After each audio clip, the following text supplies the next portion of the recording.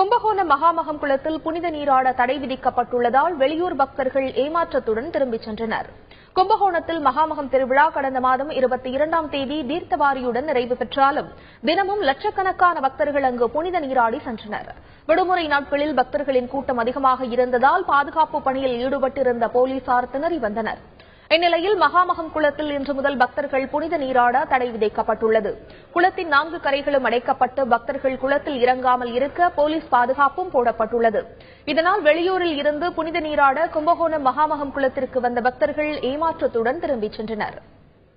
இன்னைக்கு மகாமகம் குளத்துல 9 to 9:30 குளிச்சா மாசி முடிஞ்சு பங்குனி பிறந்த நாளைக்கு குளிச்சாக்க கணவன்மார்களுக்கு ஆயுள் நீடிக்கும் அப்படின்னு ஐதீகம் சொன்னாங்க. குளத்துக்கு வந்தா குளத்துல இறங்கி குளிக்க விட மாட்டேங்கிறாங்க. தண்ணியை கழிச்சிட்டு சாமிக்கு விளக்கு போட்டு வீட்டுக்கு போறோம். மாசி மாதம் முடிவடைந்ததை தொடர்ந்து மகாமகம் குளத்தை பராமரிக்கும் பணிகள் நடைபெற்று வருவதால் பக்தர்கள் புனித நீராட தடை விதிக்கப்படுவதாக மாவட்ட நிர்வாகம் தெரிவித்துள்ளது.